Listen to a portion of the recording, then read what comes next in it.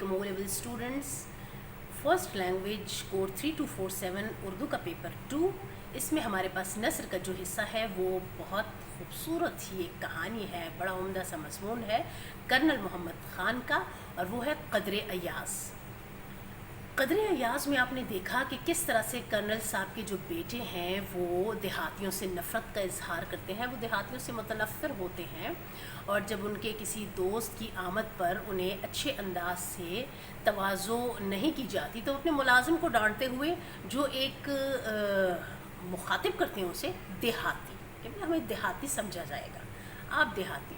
اس پر وہ کرنل صاحب کے پاس جب شکایت لے کر جاتے ہیں تو کرنل صاحب اپنی جو زندگی کی اسٹرگل کی اور وہ جو جد و جہد کی اور اس مقام تک پہنچنے کی پوری کہانی ہے وہ اپنے بیٹے کو سناتے ہیں. تو ہمارا جو یہ نثر کا یہ حصہ ہے اس کہانی سے ہمیں یہ پتہ چلتا ہے کہ انسان زندگی میں کسی بھی مقام پر پہنچ جائے وہ اپنے اصل کو اسے کبھی نہیں بھلانا چاہیے. یعنی جو آپ نے یہ تاریخی واقعہ پڑھا ہے, ہر ایک نے سنا بھی ہے, کہ سلطان محمود غزنوی کا جو غلام تھا ایاز,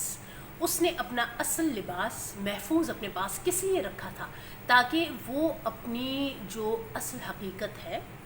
اس کو فراموش نہ کرے. تو اسی طرح سے کرنل صاحب اس عہدے پر پہنچ کے انہوں نے زندگی میں بہت سی منزلیں ترقی کی طے کر لیں, لیکن انہوں نے اپنی اصل حقیقت, اپنا دیہاتی ہونا, اپنی جو بیک گراؤنڈ ہے اور اپنی جو اصل شخصیت ہے,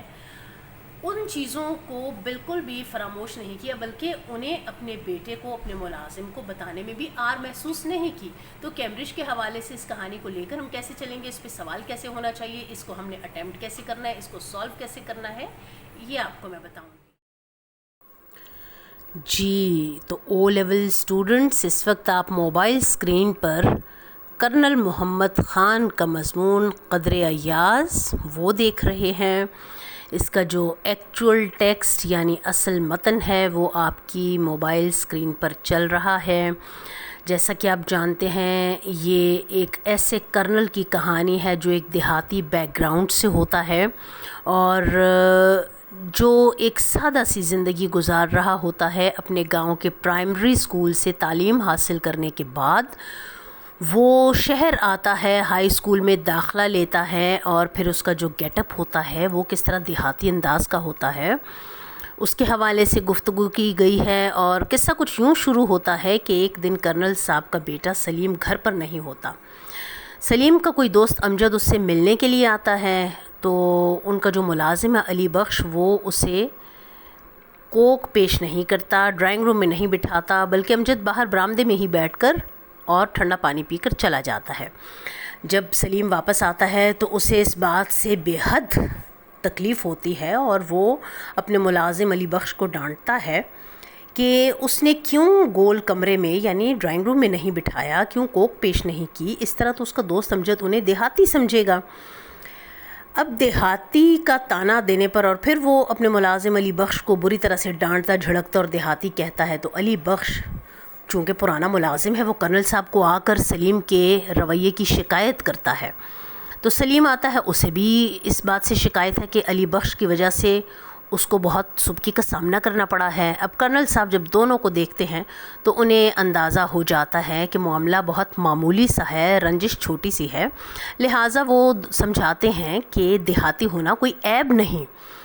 اور پھر وہ دیہاتیوں کے فضائل اور ان کی تعریفیں اور ان کے مروت اخلاق اور ان کی مہمان نوازی کے قصے سناتے سناتے انہیں ایک چھوٹے چودھری کا قصہ سناتے ہیں کہ کس طرح سے وہ چھوٹے سے گاؤں سے شہر پڑھنے کے لیے آتا ہے, پھر پڑھتے پڑھتے ترقی کرتا ہے اور پھر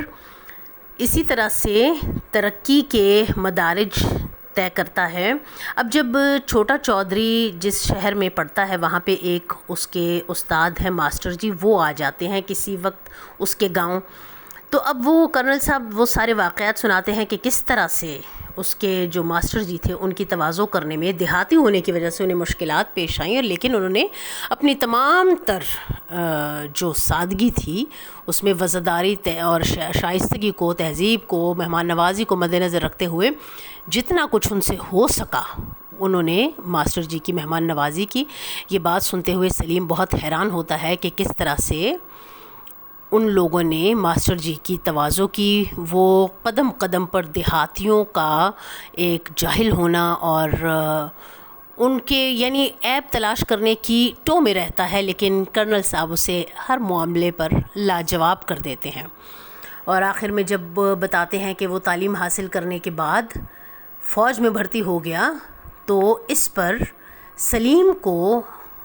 چھوٹے چودھری سے ملنے کا اشتیاق ہوتا ہے، تو کرنل صاحب کہانی کے اختتام پر باہیں پھیلائے کھڑے بیٹے سے کہتے ہیں تو آؤ ملو چودھری سے، یعنی اب سلیم کی آنکھوں میں دیہاتی کے لیے محبت کی چمک تھی۔ اسے پتہ لگ جاتا ہے کہ اس کے والد نے اس مقام تک پہنچنے کے لیے کتنی سٹرگل کی۔ مصنف اس میں یہ بتانا چاہتے ہیں کہ انسان اگر محنت کرے تو وہ سب کچھ حاصل کر سکتا ہے۔